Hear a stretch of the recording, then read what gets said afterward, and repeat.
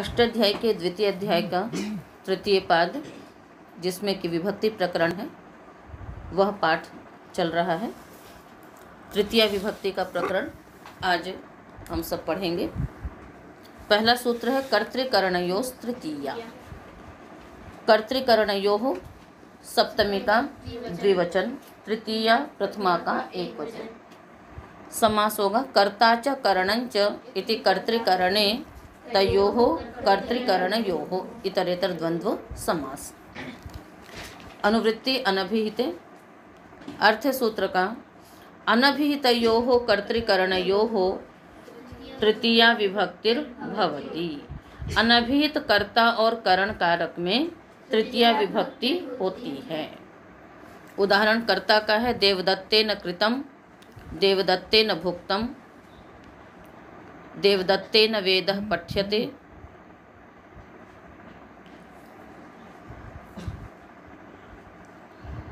देवदत्तेन आस्यते। करण का उदाहरण है असिना छिनत्ति, दात्रेण लुनाति, अग्निना पचति, कंदुकेन क्रीडति। तो अनभिहित कर्ता और करण में तृतीया विभक्ति होगी। अनभिहित और अभिहित की चर्चा परसों पाठ में की जा चुकी है।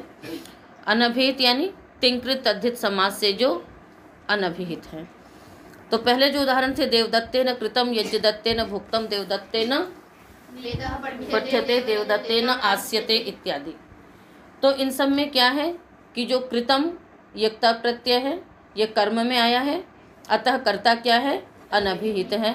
तो अनभिहित कर्ता में क्या होती है, तृतीया विभक्ति होती है।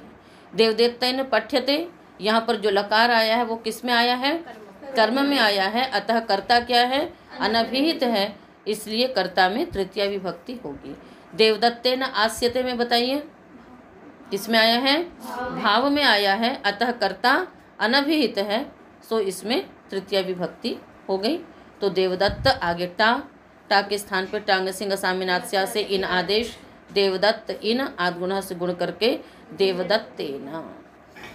आगे है असिना छिनत्ति, दात्रेण लुनाति, अग्निना पचति, कंदुकेन क्रीडति। इन सब में साधक तमम करणम से करण संज्ञा हुई है पहले, कि जो क्रिया की सिद्धि में सबसे अधिक सहायक है, तो उसकी करण संज्ञा हो गई। तो असि, दात्र, अग्नि, कंदुक इत्यादि करण हैं और ये अनभिहित हैं। क्यों अनभिहित है, क्योंकि लकार किस में आता है, कर्ता में आया है, अतः करण क्या है, अनभिहित है। तो अनभिहित करण में तृतीया विभक्ति होकर के असिना, दात्रेण, अग्निना इत्यादि शब्द सिद्ध हो जाते हैं। सहयुक्ते प्रधाने, तृतीया की निवृत्ति 23 सूत्र तक जाएगी। सहयुक्ते प्रधाने, सहयुक्ते सप्तमी का एक वचन, अप्रधाने सप्तमी का एक वचन। सह शब्देन युक्तम इति सहयुक्तम तस्मिन् सहयुक्ते। ठीक है, न प्रधानम अप्रधानम तस्मिन् अप्रधाने, न तत्पुरुष समास। तृतीया की निवृत्ति है। अर्थ होगा सूत्र का सहार्थेन शब्देन युक्ते अप्रधाने तृतीया विभक्तिर्भवति।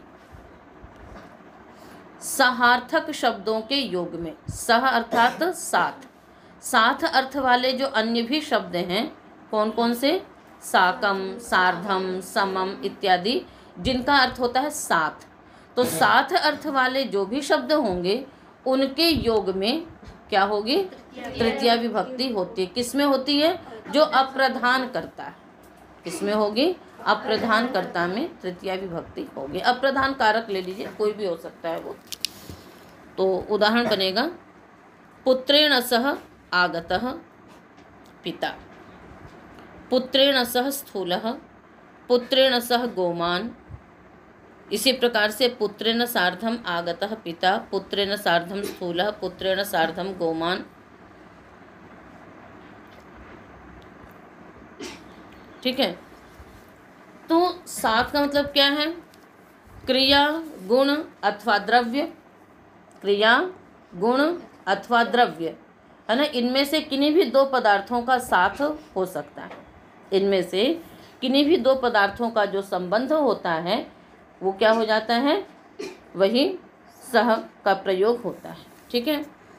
और अब इसमें क्या होता है कि प्रधान और अप्रधान कैसे समझ में आएगा। क्रिया के साथ जिसका सीधा संबंध होगा वो प्रधान होगा, और क्रिया के साथ जिसका सीधा संबंध नहीं है वो अप्रधान होगा। जैसे हम कहते हैं पिता के साथ पुत्र जाता है। कई बार लोग ये सोच लेते हैं कि जो बड़ा है वो प्रधान है, जो छोटा है वो अप्रधान है। ठीक है। पर यहाँ पर इस प्रकार से नहीं समझना होता है, यहाँ क्रिया के साथ संबंध देखना होता है। तो पिता के साथ पुत्र जाता है तो क्रिया के साथ किसका सीधा संबंध है, पुत्र का। पिता के साथ पुत्र जाता है, कौन जा रहा है, पुत्र। जाना क्रिया दोनों कर रहे हैं, पिता भी जा रहा है पुत्र भी जा रहा है, किंतु जो वाक्य प्रयोग किया हमने उसमें सीधा संबंध क्रिया के साथ किसका है, पुत्र का है। पिता के साथ पुत्र जाता है। ठीक है। तो पुत्र क्या होगा, प्रधान होगा, और पिता क्या हो जाएगा, अप्रधान हो जाएगा। ठीक है। और जब हम बोल देंगे पुत्र के साथ पिता जाता है तो साक्षात संबंध क्रिया के साथ किसका हुआ, सीधा संबंध पिता का हुआ। पुत्र क्या हो गया, उस समय अप्रधान हो गया। इस बात को समझना है। ऐसा नहीं समझना कभी भी कि जो बड़ा है वो प्रधान और जो छोटा है वो अप्रधान, ऐसा नहीं होगा। अपितु क्रिया के साथ जिसका सीधा संबंध होगा वो प्रधान होगा, और जो दूसरा हो गया वो अप्रधान हो गया। जबकि क्रिया दोनों ही कर रहे हैं, किंतु वाक्य के प्रयोग में हमने जिस प्रकार से किया है उस दृष्टि से देखा जाता है कि कौन प्रधान है और कौन अप्रधान है। तो पिता का संबंध है ना, तो हमने क्या बनाया, पुत्रेण सह पिता आगतः, पुत्र के साथ पिता आया। तो यहाँ पर पिता का सीधा संबंध है इसलिए वो प्रधान है, और अप्रधान कौन हो गया, पुत्र। तो इसलिए उसी में ही पुत्रेण सह पिता आगतः। ठीक है। इसी प्रकार से आगे भी देखिए, पुत्रेण सह गोमान तिष्ठति, कुछ भी बना सकते हैं आप कि पुत्र के साथ जो गोमान है। तो यहाँ पर भी क्या हो जाएगा, तो मतलब इस चीज़ को ही बस यहाँ पर सीधा आपको समझना है कि जिसका क्रिया के साथ सीधा संबंध होगा वो प्रधान होगा, जो दूसरा होगा वो अप्रधान होगा। ठीक है ना। और सार्धम सह इत्यादि का संबंध भी उसी के साथ है, तो इसलिए उसमें तृतीया विभक्ति हो जाती है। ये उपपद विभक्ति होगी, ये कारक विभक्ति नहीं है, क्योंकि सह के योग में होने के कारण से इसमें तृतीया विभक्ति हो रही है। ठीक है। अब पुत्रेण सह स्थूलः, तो पुत्रेण सह स्थूलः, स्थूलः क्या है, गुण और द्रव्य, इसका संबंध हो रहा है यहाँ पर। तो इस प्रकार से ये उदाहरण होते हैं। ये नांग विकार। दूसरी बात ये भी है कि यह आवश्यक नहीं है कि सह शब्द का योग होगा तभी तृतीया होगी। यदि वहां पर उसका अर्थ भी गम्यमान है और आपने सह का प्रयोग नहीं किया है तो भी तृतीया हो जाती है। ठीक है। जैसे वृद्धो यूना तल्लक्षणश्च देव विशेष, यहाँ पर हम सह शब्द का प्रयोग नहीं करते हैं, पुनरपि वृद्धो यूना, तो पर अर्थ वो गम्यमान वहां पर होना चाहिए। इसलिए क्या अर्थ किया, सहार्थे, कि सह का अर्थ होने पर तथा है ना उसके शब्दों का प्रयोग होने पर, दोनों में ही हो जाएगा। ये नांग विकार, ये न तृतीया का एक वचन, अंग विकार प्रथमा का एक वचन। अंगम अस्यास्तीति अंगः, यहाँ पर हम पहले अर्श आदिभ्योज से मत्वर्थ में अच प्रत्यय करेंगे। ठीक है। पहले अंग शब्द में ही हमने अच प्रत्यय किया, अंगम अस्यास्तीति अंगः, मत्वर्थ में अच प्रत्यय कर लिया। फिर अंगस्य विकारः अंग विकारः। ठीक है। तो अब अंगम अस्यास्तीति अंगः से कौन कहलाएगा, अंगी। कौन कहलाएगा, अंगी। प्रत्यय हुआ यहाँ पर अच, इसलिए आपको पता नहीं पड़ रहा है कि अंग और अंगी दो शब्द है यहाँ पर।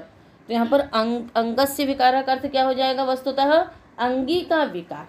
अंग का विकार नहीं अपितु अंगी। अंगी कौन हो गया, जिसका वह अंग है, वो जो मनुष्य हुआ वो हो गया। अर्थ करेंगे सूत्र का, ये न अंगे न अंगस्य अर्थात शरीरस्य, अंग का अर्थ क्या हो गया, अंग नहीं रह गया अपितु शरीर हो गया, अंगी कौन है? शरीर। तो येन अंगेन शरीरस्य विकारः लक्ष्यते तस्मात् तृतीया विभक्तिर्भवति। कहते हैं जिस अंग के द्वारा अंगी का विकार द्योतित हो रहा, अंगी का विकार द्योतित होगा किससे? अंग से होगा। तो जिस अंग के द्वारा अंगी का विकार द्योतित होता हो उस अंग में क्या होगी? तृतीया विभक्ति होगी। जिस अंग से अंगी का विकार द्योतित होगा उस अंग में तृतीया विभक्ति होगी। इसलिए हम उदाहरण क्या बनाते हैं? अक्षणा काणः। काणः कौन है? वो व्यक्ति, वो शरीर। पर किससे द्योतित हो रहा है? वो आँख, इस अंग से हो रहा है, इसलिए उसमें तृतीया हो गई अक्षणा काणः। पादेन खंजः, पाणिना कुंठः। कुंठः माने लुंजा, काणः मतलब काना, खंजा माने लंगड़ा। तो आँख रूपी शरीर के अवयव के द्वारा उस शरीर का, उस व्यक्ति के शरीर का काणत्व, लुंजत्व, है ना, ये सब द्योतित हो रहा है। तो जिस अंग से द्योतित हो रहा है उस अंग में क्या हो गई? तृतीया विभक्ति हो गई। तो अक्षणा, है ना, अक्षी आगे टा, ठीक है, उसके बाद फिर किससे?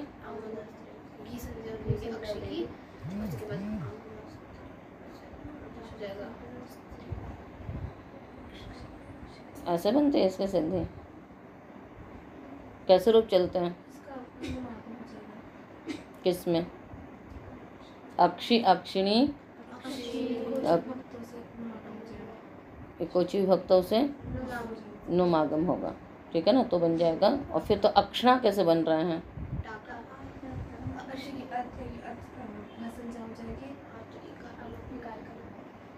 कहीं भी कैसे भी लोप हो जाता है।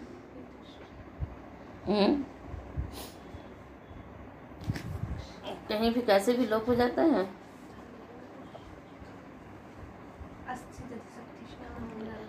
हाँ, अस्थि दधि सख्यक्षणा मनंग उदात्तः, उससे अनंग होता है विभाषा तृतीया दिश्वची सूत्र से, विकल्प से। तो जब अनंग हुआ तो अक्षण आगे टा रहेगा। अब यहाँ पर अल्लोपोन्ह से भासंजक, अनंत भासंजक अंग के आकार का लोप होकर के अक्षण आ नत्व होकर के अक्षणा। सिद्धि करनी है तो सारे सूत्र मालूम है वैयाकरणों को, कैसे भी कर दो इधर से उधर हैं, पर वो सूत्र की शर्तें घटनी भी तो चाहिए ना। अस्तु, ठीक है। इसी प्रकार से पादेन, पाणिना में होगा, सीधा सीधा नुमागम होकर के बन जाएगा पाणिना इत्यादि। इत्थम भूत लक्षणे, इत्थम भूत लक्षणे सप्तमी का एक वचन। लक्ष्यते अनेन इति लक्षणम, कंचित प्रकारम प्राप्तः इति इत्थम भूतः। कंचित प्रकारम प्राप्तः इति इत्थम भूतः, किसी विशेष अवस्था को प्राप्त होना, वो हो गया इत्थम भूत। और इत्थम भूतस्य लक्षणम इति इत्थम भूत लक्षणम तस्मिन् इत्थम भूत लक्षणे। तो यहाँ पर षष्ठी तत्पुरुष समास किया हमने, अनुवृत्ति तृतीया की आ रही है। अर्थ होगा इत्थम भूत लक्षणे तृतीया विभक्तिर्भवति, ठीक है। इत्थम भूतस्य लक्षणम, तो इत्थम भूत का जो लक्षण, मतलब कोई किसी विशेष स्थिति को, विशेष अवस्था को प्राप्त हुआ है, कोई ब्रह्मचारी है ना, कोई क्या ये सन्यासी, तो ये सब भी क्या है? विशेष अवस्थाओं को प्राप्त होना है। और उसका जो लक्षण, जैसे ब्रह्मचारित्व को प्राप्त हुआ तो ब्रह्मचारी का जो लक्षण, सन्यासी का जो लक्षण, बात समझ में आ गई। तो इत्थम भूत का जो लक्षण है उसमें तृतीया विभक्ति होती है। उदाहरण है अपि भवान कमंडलुना छात्रम अद्राक्षीत, ठीक है। छात्रत्व को प्राप्त होना भी इत्थम भूत है। और वो कैसे पता पड़ता है? हाथ में यदि कमंडलू लिया हुआ है तो पता पड़ जाएगा कि ये छात्र है, ब्रह्मचारी है। तो अपि भवान कमंडलुना छात्रम अद्राक्षीत, अपि भवान मेखलया ब्रह्मचारिणम अद्राक्षीत। जब यज्ञोपवीत संस्कार इत्यादि हो गया, आप ब्रह्मचारी बन गए, ठीक है। अब उसमें आपको जो वेदारंभ संस्कार होता है तो मेखला दी जाती है, दंड दिया जाता है, ठीक है। तो वो उसका लक्षण है। किसका लक्षण है? ये ब्रह्मचारी का लक्षण है, यज्ञोपवीत है ना, ये लक्षण है। तो किसी भी अवस्था को प्राप्त हुआ, छात्रत्व है, ब्रह्मचारित्व है, संन्यासित्व है, क्षत्रियत्व है। अब क्षत्रिय बन गया, क्षत्रिय का लक्षण क्या है कि धनुर्धारी है। तो कहीं पर भी हो सकता है, किंतु उसका कोई ना कोई लक्षण होगा जिससे ये पता पड़ेगा कि ये ब्रह्मचारी है, ये सन्यासी है, ये क्षत्रिय है, ये ब्राह्मण है, ये छात्र है। ठीक है, तो उसका जो भी लक्षण होगा उसमें तृतीया विभक्ति हो जाती है। तो अपि भवान मेखलया ब्रह्मचारिणम अद्राक्षीत। ठीक है, तो इस प्रकार से ऐसी कमंडलू क्या है, कमंडलू क्या है, लक्षण है किसका, ब्रह्मचारी का, है ना, ब्रह्मचारी का, छात्र का, ये सब लक्षण है, तो इनमें हो जाएगा। इत्थम शब्द कैसे बनेगा,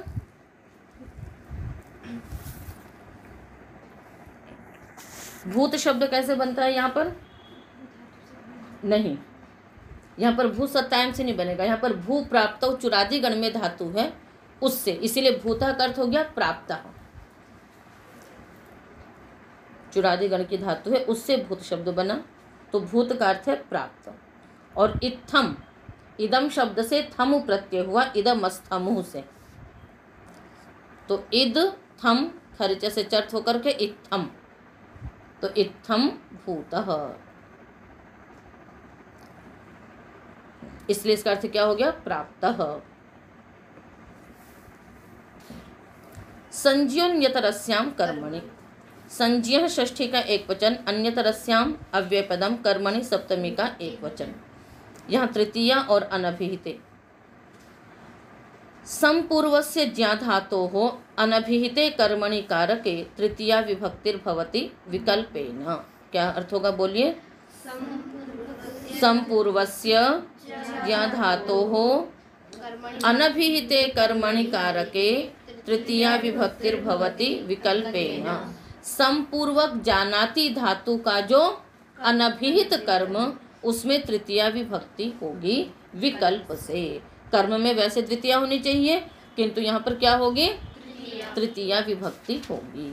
ठीक है, उदाहरण बनाएंगे, मात्रा संजानीते, मातरम संजानीते, बालकः मात्रा संजानीते, मातरम संजानीते, बालक अपनी माता को भली प्रकार से पहचानता है। तो संपूर्वक जानाती है, उसका कर्म कौन है, किसको जानता है, किसको पहचानता है, माता को, और वो अनभिहित है। अनभिहित समझ में आ चुका आप लोगों को कैसे है, क्योंकि लकार कर्ता में आ रहा है इसलिए, तो उसमें एक बार तृतीया हो गई, एक बार द्वितीया हो गई। तो मात्रा संजानीते, मातरम संजानीते, पित्रा संजानीते, पितरम संजानीते, आप कुछ भी कर सकते हैं। भगिनीम संजानीते, भगिन्या संजानीते, भ्रातरम संजानीते, भ्रात्रा संजानीते, अपने भाई को पहचानता है, अपने बहन को पहचानता है, भली प्रकार से जानता है, भली प्रकार से पहचानता है। तो वैसे तो जानाति धातु परस्मैपदी है, किंतु संप्रतिभ्या मनाध्याने, इस सूत्र से यहाँ पर संपूर्वक आत्मनेपद हो जाता है। अतः क्या बन गया, संजानीते। ईत्व किससे हो जाएगा, ई हल्यघो हो। हेतु सप्तमी का एक वचन, हेतुवाच्य शब्दे तृतीया विभक्तिर्भवति। ठीक है, हेतु मतलब कारण, हेतुवाचक जो भी शब्द है उनमें तृतीया विभक्ति हो जाएगी। विद्यया यशः, यश का कारण क्या है, विद्या, तो विद्या में तृतीया हो गई, विद्यया यशः। सत्संगेन बुद्धि ही, अच्छे संगत से बुद्धि भी अच्छी होती है, तो सत्संगेन बुद्धि ही। धनेन कुलम, धन से कुल उत्पन्न होता है। पुरुषार्थेन भाग्यम, भाग्य भी पुरुषार्थ से बनता है। तो जो है उसका जो भी हेतु है, तो वो जो हेतुवाचक शब्द होगा उसमें तृतीया विभक्ति होती है। तो विद्या कैसे बनेगा, विद्या आगे टा, आंगी चाप, एक बार गलत बोलना जरूरी है, क्या होगा, आंगी चाप से एत्व विद्ये आ, एचो वायवा से अयादेश विद्यया। अकर्तृणे पंचमी, अकर्तरी सप्तमी का एक वचन, ऋणे सप्तमी का एक वचन, पंचमी प्रथमा का एक वचन। ठीक है, ऋणवाच्ये कर्तृरहिते हेतौ पंचमी विभक्तिर्भवति। ऋणवाच्ये कर्तृरहिते हेतौ पंचमी विभक्तिर्भवति। कहते हैं ऋण वाच्य हो रहा हो, ऋण समझते हैं ना, ऋण लेना, कर्ज लेना, और उसमें हेतु में पंचमी विभक्ति होगी किंतु कर्ता को छोड़ करके, ठीक है ना। कर्ता भी कई बार उस ऋण में कारण बनता है, तो कर्ता नहीं होना चाहिए, उसके अतिरिक्त कोई भी हेतु है उसमें क्या हो जाएगी, तृतीया न होकर के पंचमी होगी। जैसे शतात् बद्धः, 100 रुपये ऋण से वो बंध गया, तो शत कर्ता तो नहीं है, इसलिए सहस्रात् बद्धः, 1000 रुपये ऋण से बंध गया। तो बद्ध का हेतु कौन है, 100 रुपये का ऋण, 100 रुपये का ऋण हेतु है किसका, बंधने का, इसलिए ऋणवाची जो हेतु है उसमें पंचमी विभक्ति हो गई, शतात् बद्धः सहस्रात् बद्धः। विभाषा गुणे स्त्रियां, विभाषा प्रथमा का एक वचन, गुणे सप्तमी का एक वचन, अस्त्रियाम सप्तमी का एक वचन। न स्त्री अस्त्री तस्याम अस्त्रियाम, न तत्पुरुष समास है। अनुवृत्ति है हेतौ और पंचमी। अस्त्रियाम अर्थात स्त्रीलिंगम विहाय, अस्त्रियाम का अर्थ क्या हो गया, स्त्रीलिंगम विहाय, है ना। यो हेतुवाची गुणवाचकः शब्दः, यो हेतुवाची गुणवाचकः शब्दः तस्मिन् विकल्पे न पंचमी विभक्तिर्भवति, पक्षे तृतीया। तो स्त्रीलिंगम विहाय यो हेतुवाची शब्दः, ठीक है, और हेतुवाची गुणवाचकः शब्दः तस्मिन् विभाषा पंचमी पक्षे च तृतीया विभक्तिर्भवति। स्त्रीलिंग को छोड़कर, अर्थात पुल्लिंग और नपुंसक लिंग वाले जो गुणवाची शब्द हैं उनमें क्या होता है, पंचमी विभक्ति होती है, विकल्प से एक बार तृतीया विभक्ति हो जाएगी। तो गुणवाची शब्द लेने हैं, गुणवाची में है जैसे जाड्य, जाड्य माने मूर्खता, जडस्य भावः इति जाड्यम, श्लोक याद है ना, जाड्यम धियो हरति, तो जाड्यम शब्द बनता है। यहाँ पर वही गुणवचन ब्राह्मणादिभ्य कर्मणि श्यय, इस सूत्र से श्यय प्रत्यय होता है। तो जाड्य कैसा शब्द है, गुणवाची है, ठीक है, और ये स्त्रीलिंग में नहीं है, नपुंसक लिंग का है। तो ऐसा जो गुणवाची हेतु शब्द है, तो जाड्याद बद्ध, अपनी मूर्खता से बंध गया, अपनी मूर्खता से बंध गया। जाड्येन बद्धः, पांडित्यान मुक्तः, पांडित्येन मुक्तः, अपनी बुद्धिमत्ता से छूट गया, पांडित्य के कारण मुक्त हो गया। तो हेतु सूत्र से नित्य तृतीया की प्राप्ति थी, इसका गुणवाची शब्द में क्या हो जाएगा, विकल्प से पंचमी भी हो जाएगी, पर वो स्त्रीलिंग वाला शब्द नहीं होना चाहिए। तो यहाँ पर ये एक नपुंसक लिंग है और एक पुल्लिंग है, तो इसलिए हो गया। षष्ठी हेतु प्रयोगे,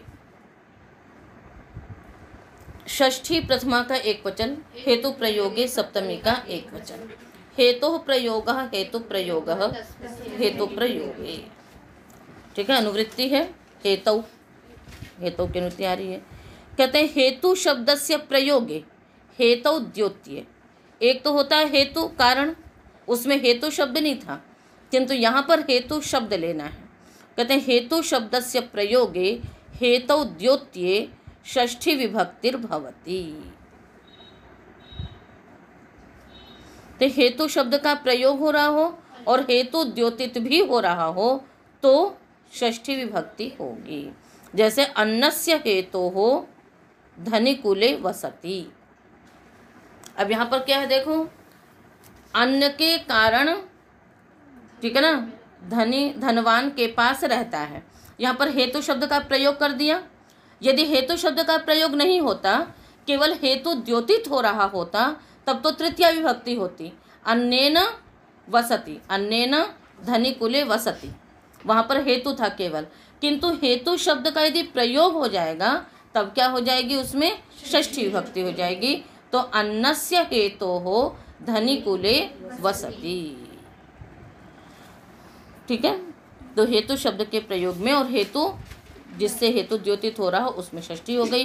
तो हेतु कौन है, अन्न, अन्न के कारण से वहाँ रहता है, इसलिए हो गया, है ना। विद्यायाः हेतोः आश्रमे वसति, विद्या के कारण से आश्रम में रहता है।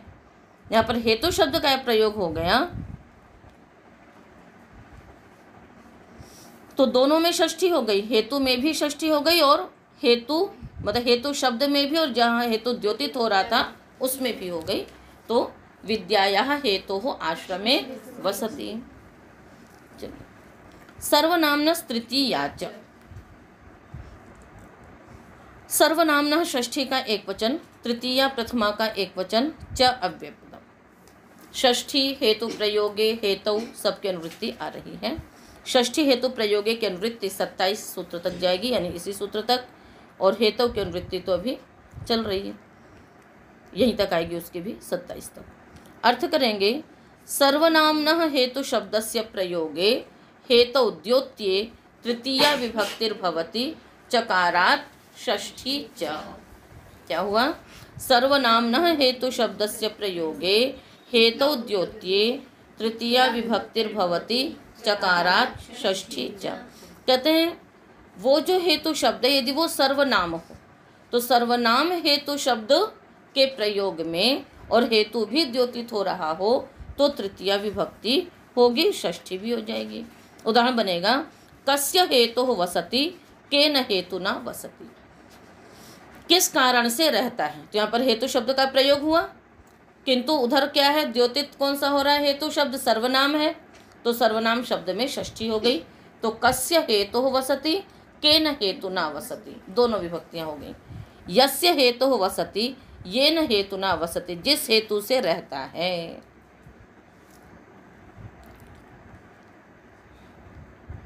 और इस विषय में सामान्य रूप से एक वार्तिक है, निमित्त कारण हेतुषु सर्वासाम प्राय दर्शनम।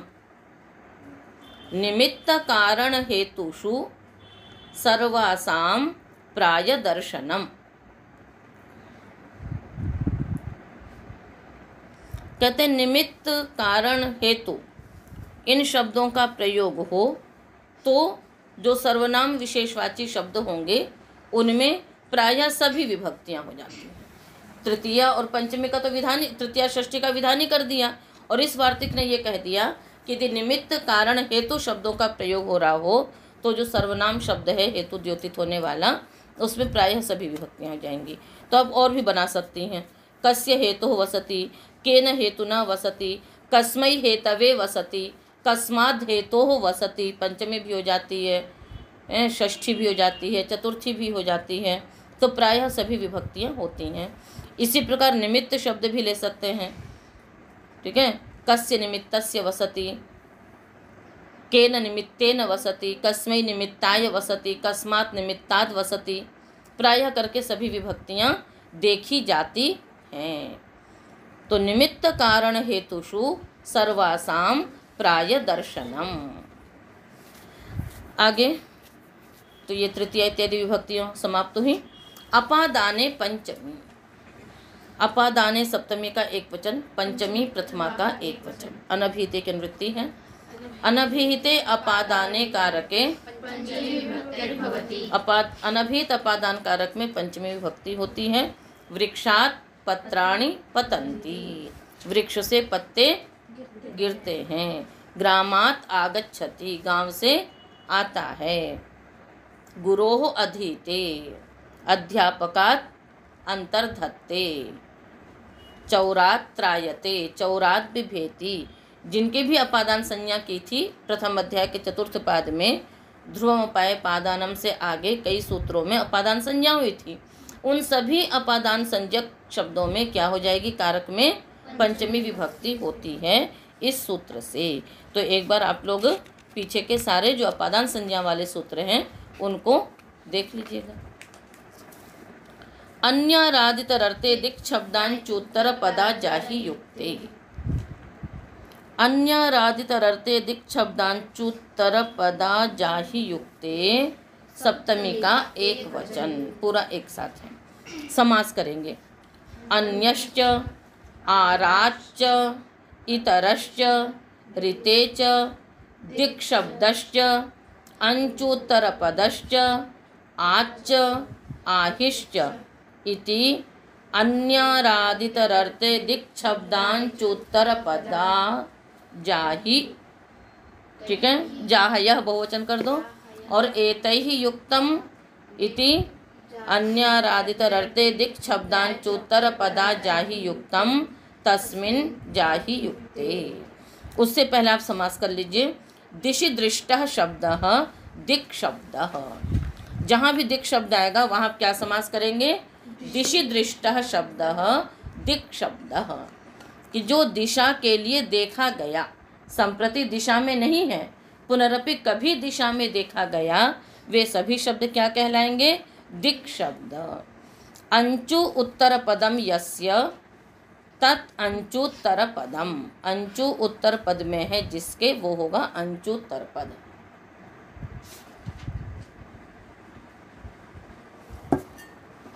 ठीक है,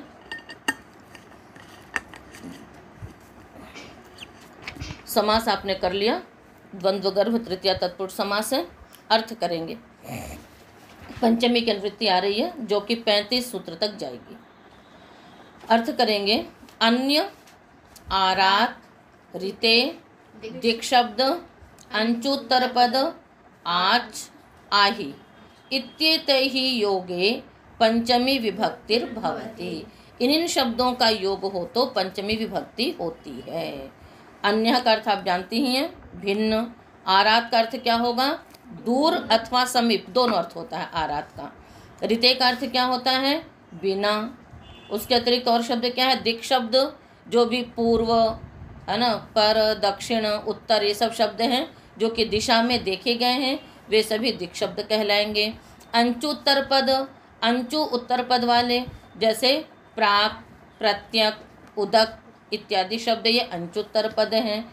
उसके बाद आच, दक्षिणादाच सूत्र से आच प्रत्यय होता है, और आहि च दूरे सूत्र से आहि प्रत्यय होता है। तो आच प्रत्ययांत और आहि प्रत्ययांत शब्द, यदि इन शब्दों का योग हो रहा हो तो पंचमी विभक्ति होती है। ये उपपद विभक्तियां हैं ना। एक सूत्र आपकी कारक विभक्ति की होती है, पादाने पंचमी, शेष उसके बाद जो है वो सब उपपद विभक्तियां हैं। तो इन शब्दों का यदि प्रयोग होता है समीप में, चाहे पूर्व में चाहे बाद में, तो क्या होगी? पंचमी विभक्ति होती है। वैसे भी जब आपको अनुवाद पढ़ाया गया होगा तो आपने इन सूत्रों का अध्ययन किया होगा। उदाहरण बनेंगे। अन्यः देवदत्तात् भिन्नः देवदत्तात्। अन्य का अर्थ भिन्न भी है, तदर्थ शब्द भी ले लिया जाएगा, तो देवदत्त से भिन्न। अर्थांतरम देवदत्तात्, इसका भी अर्थ वही हो जाएगा। तो अन्य शब्द, अन्य अर्थ वाले जितने शब्द हैं उन सब का ग्रहण कर लिया। अन्यः देवदत्तात्, भिन्नः देवदत्तात्, अर्थांतरम देवदत्तात्। आरात देवदत्तात्, देवदत्त से दूर अथवा देवदत्त के समीप। इतर, इतरः देवदत्तात्, देवदत्त से भिन्न। ऋते यज्ञदत्तात्, यज्ञदत्त के बिना। पूर्वः ग्रामात् पर्वतः, ग्राम से पूर्व पर्वत, दिक् शब्द का हो गया, क्योंकि पूर्व शब्द क्या है? दिक् शब्द है। उत्तरः ग्रामात्, गांव से उत्तर। पूर्वः ग्रीष्मात् वसंतः, ग्रीष्म से पूर्व वसंत ऋतु होती है। ठीक है ना। तब यहाँ पर देखो, पूर्व शब्द जो है ये दिशा अर्थ में नहीं है, पूर्व का अर्थ यहाँ पर पहले अर्थ में है, किंतु पूर्व शब्द कभी तो दिशा में देखा गया है, इसलिए हमने क्या समास किया था? दिशि दृष्टः शब्दः दिक् शब्दः, कि जो दिशा में देखा गया। गांव से पूर्व पर्वत, ये दिशावाची हो गया, किंतु ग्रीष्मात् पूर्वः वसंतः, ये व्यवस्थावाची होते हुए भी क्योंकि दिशा में देखा गया है, इसलिए क्या है? ये दिक् शब्द है। ठीक है। आगे क्या है? अंचुत्तर पद, अंचुत्तर पद वाले शब्द जैसे प्राक, तो प्राक ग्रामात्, प्रत्यक ग्रामात्, ग्राम से पूर्व, ग्राम से पश्चिम। दक्षिणा ग्रामात्, ये आज का है, दक्षिणादाच सूत्र से आज प्रत्यय होगा, और उन सब की अव्यय संज्ञा होती है, अतः क्या हो जाता है? विभक्ति का लुक हो जाता है। उत्तरा ग्रामात्, दक्षिणा ही ग्रामात्, उत्तरा ही ग्रामात्, गांव से दक्षिण और गांव से उत्तर।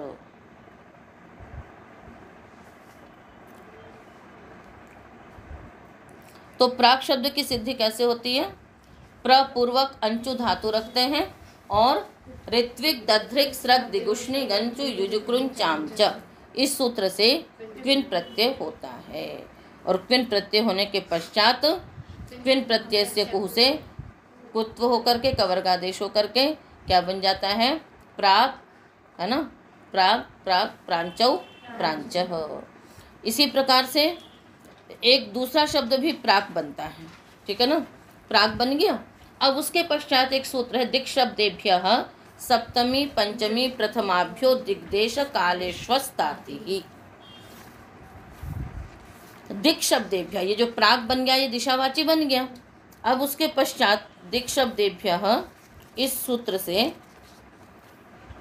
सप्तमी पंचमी प्रथमा, सप्तम्यंत पंचम्यंत और प्रथमांत से दिक् देश कालेषु, दिशा देश अथवा काल, दिशा देश अथवा काल, मतलब कैसे दिशावाची जो शब्द हैं, जैसे प्राक शब्द है तो प्राक का अर्थ तो पूर्व ही होना चाहिए, पर प्राक का अर्थ हम क्या करते हैं? पहले भी कर लेते हैं, है ना। तो वो कैसे हो जाता है?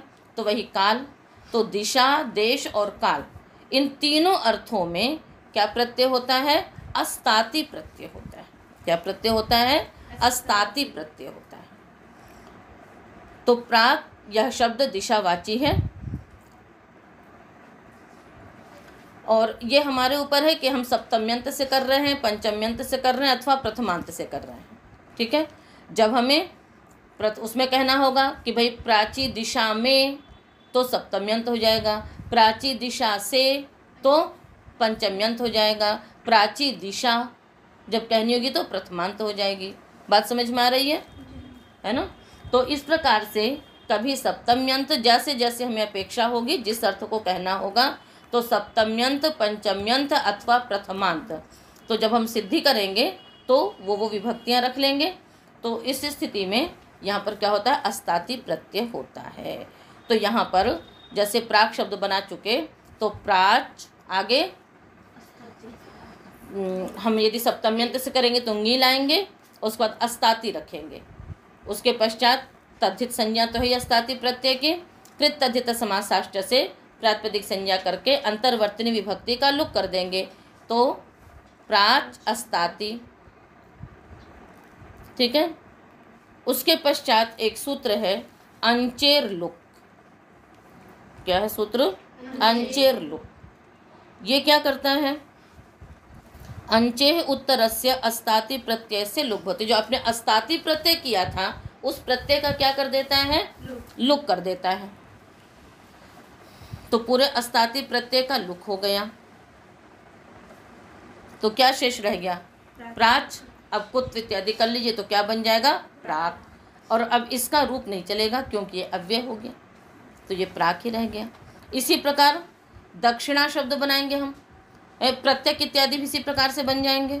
अब दक्षिणा शब्द है तो दक्षिणा शब्द से हम क्या करेंगे? दक्षिणस्याम दिशि, ऐसा विग्रह करके दिक् शब्देभ्यः की अनुवृत्ति आएगी और दक्षिणादास सूत्र से आज प्रत्यय हो जाएगा। तो दक्षिणा से आज प्रत्यय हुआ, च कित संज्ञा हो गई, दक्षिणा में आ मिल गया, क्या बन गया? दक्षिणा। आही च दूरे, आही प्रत्यय करेंगे तो दक्षिणा ही, ठीक है। ऐसे उत्तराच में भी आज प्रत्यय होगा तो उत्तरा, दक्षिणा, दक्षिणा ही, उत्तरा ही, ये सब शब्द यहाँ पर ये बनते हैं जो कि दिशा देश और काल तीनों को कहते हैं। और बनते किस प्रकार से हैं? दिक् शब्देभ्यः सप्तमी पंचमी प्रथमाभ्यो दिग्देश कालेषु अस्ताति ही। तो जितने भी दिशावाची शब्द हैं इनमें अस्ताति प्रत्यय हो जाता है और उस अस्ताति प्रत्यय का क्या हो जाता है? लुक भी हो जाता है और फिर ये अव्यय होते हैं। तो इस कारण अस्ताति च सूत्र है आगे। तो ये सब असर्व विभक्ति हैं, असर्व विभक्ति होने से तद्धित अष्टसर्व विभक्ति से ये सब क्या है? अव्यय संज्ञक हैं। अतः अव्ययादापसुपः से इनसे उत्तर जो विभक्तियां आएंगी उनका क्या हो जाता है? लुक हो जाता है। तो इस प्रकार से इन सब शब्दों की सिद्धियां होती हैं। तो अन्यारादितरर्थे दिक् शब्दांचोत्तर पदा जाहि योक्ते, ठीक है। तो अब यहाँ पर एक बात शंका उठाते हैं कि जो अंचुत्तर पद वाले शब्द हैं वे भी तो सारे दिशावाची ही होते हैं, तो दिक् शब्द से ही उनका ग्रहण हो सकता था। क्यों?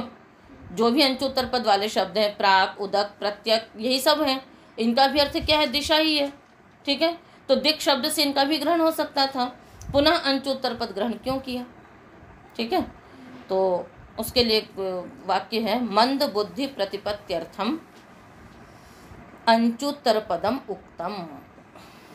मंद बुद्धि प्रतिपत्त्यर्थम, मंद बुद्धि का मतलब है कि भाई इतना ध्यान नहीं जाता है कि ये दिशावाची है कि नहीं, तो इसलिए मतलब जिनकी बुद्धि कुछ न्यून है वो भी समझ जाएं, मतलब इस कारण से ऐसा ग्रहण किया गया है। ठीक है, मंद बुद्धि प्रतिपत्त्यर्थम अंचुत्तर पदम उक्तम। ठीक है, आगे है षष्ठ्य तसर्थ प्रत्ययेन। षष्ठी प्रथमा का एक वचन, अतसर्थ प्रत्ययेन तृतीया का एक वचन। अतसः अर्थः, अतसर्थः षष्ठी तत्पुरुष। अतसर्थे प्रत्ययः, अतसर्थ प्रत्ययः तेन अतसर्थ प्रत्ययेन। अतसः अर्थः, अतसुच प्रत्यय। ठीक है, तो अतसुच प्रत्यय का अर्थ, अतसुच प्रत्यय का अर्थ क्या है? अभी आपने देखा अतसुच प्रत्यय वहीं पर विधान किया गया है। कहाँ पर? दक्षिणोत्तराभ्याम अतसुच। तो दक्षिणोत्तराभ्याम अतसुच से जो अतसुच प्रत्यय हुआ है वो किस अर्थ में हो रहा है? ऊपर से अनुवृत्ति चलती है दिक् शब्देभ्यः दिग्देश कालेश्वर स्ताति की 41 सूत्र तक जाती है। कहाँ तक जाती है? 41 सूत्र तक जाती है। तो इतने जितने भी नीचे प्रत्यय हैं वे सब दिग, देश और काल इन्हीं अर्थों में होते हैं। तो अतसुच प्रत्यय का अर्थ भी क्या हो गया? दिग, देश और काल। इतनी बात समझ में आ गई? तो फिर और अतसुच अर्थ वाले जो अन्य भी प्रत्यय हैं, अतसुच अर्थ वाले अन्य भी प्रत्यय हैं, कौन से? वही आगे के जो प्रत्यय आ रहे हैं, तो ये सब क्या कहलाएंगे? अतसर्थ प्रत्यय। बात समझ में आई? अतसुच का अर्थ क्या हुआ? दिग, देश, काल, जिन अर्थों में ये प्रत्यय हो रहे हैं। और अतसुच अर्थ में होने वाले अन्य जो भी प्रत्यय भी एनप इत्यादि आएंगे वे सब अतसर्थ प्रत्यय कहलाते हैं।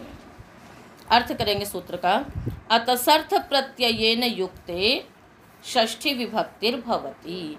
अतसर्थ प्रत्ययांत शब्दों के योग में षष्ठी विभक्ति होती है। उदाहरण है जैसे दक्षिणतः ग्रामस्य, उत्तरतः ग्रामस्य, पुरो ग्रामस्य, पुरस्तात् ग्रामस्य, उपरि ग्रामस्य, उपरिष्टात् ग्रामस्य। तो अतसुच के अर्थ में कहे हुए जितने भी प्रत्यय होंगे वे सब क्या कहलाएंगे? अतसर्थ प्रत्यय। तो अतसुच आपने देख लिया, उसका अधिकार 28 तक जाता है। और तो अतसुच का तो 28 तक जाएगा, किंतु फिर वही आगे दिग्देश काल में ही अतसुच प्रत्यय हो रहा है। क्या? अतसुच प्रत्यय जो है वो 28 तक जा रहा है, किंतु अतसुच जिस अर्थ में हो रहा है उसकी अनुवृत्ति तो आगे तक जा रही है। नहीं बात समझ में आई? अतसुच प्रत्यय किस अर्थ में हो रहा है? काल। ठीक है, तो दिग्देश काल अतसुच प्रत्यय जिस अर्थ में हुआ वो अतसर्थ कहलाया, और उन अर्थ का अधिकार जहाँ तक जा रहा है वो अब जैसे तुमर्थ कहते हैं ना हम लोग, तो तुमुन प्रत्यय तो एक ही सूत्र से होता है, समान कर्तृकेषु तुमुन से, किंतु आगे हम फिर क्या कह देते हैं? तुमर्थ कह देते हैं। तो तुमर्थ में तो बहुत सारे फिर प्रत्यय हो गए हैं, तुमर्थे कह करके कह दिया हमने। इसी प्रकार से मतुप है, जैसे मतुप प्रत्यय एक ही सूत्र से होता है, किंतु उसी अर्थ में आगे बहुत सारे प्रत्यय होते हैं, तो हम उनको क्या कह देते हैं? मतुबर्थ कह देते हैं। इसी प्रकार अतसुच प्रत्यय तो एक ही सूत्र से हो रहा है, किंतु अतसुच प्रत्यय जिस अर्थ में हो रहा है वो प्रत्यय बहुत सारे आगे तक उसका अधिकार जा रहा है, इसलिए वो सारे प्रत्यय फिर क्या कहलाएंगे? अतसर्थ कहलाएंगे।